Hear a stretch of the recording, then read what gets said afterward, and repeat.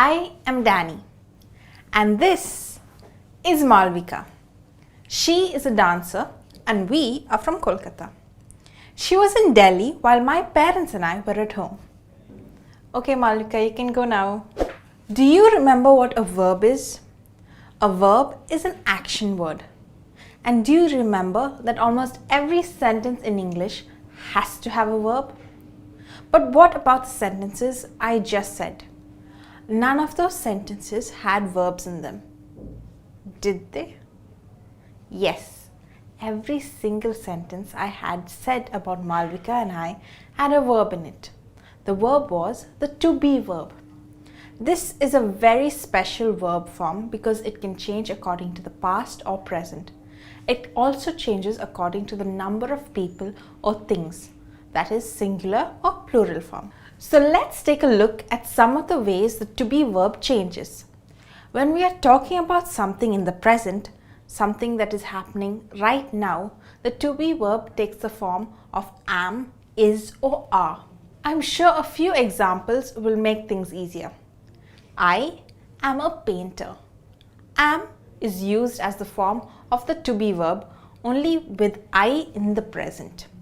The plural form of the to be verb will be are. For example, we are painters. When we are using the pronouns he, she or it, is a to be verb form.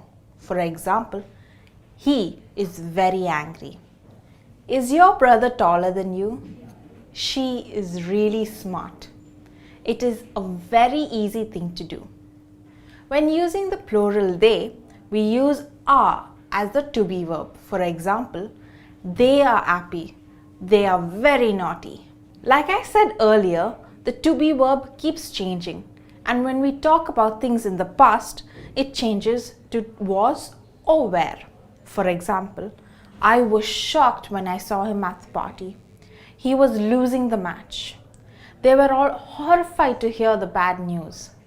We were stuck at the school because of the rains. But what about actions that have started in the past but continue to happen in the present?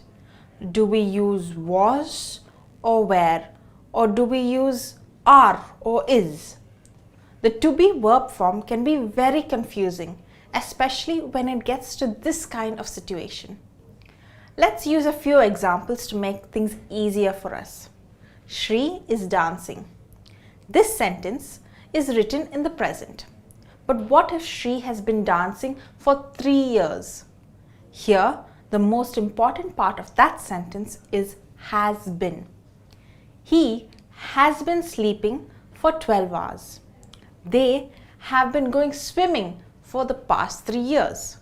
So when actions start in the past but continue into the present, the to be verb form is has been.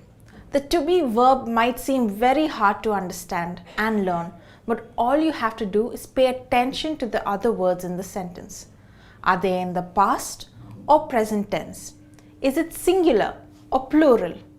All these other parts of the sentence give us clues and help us understand and use the to be verb correctly.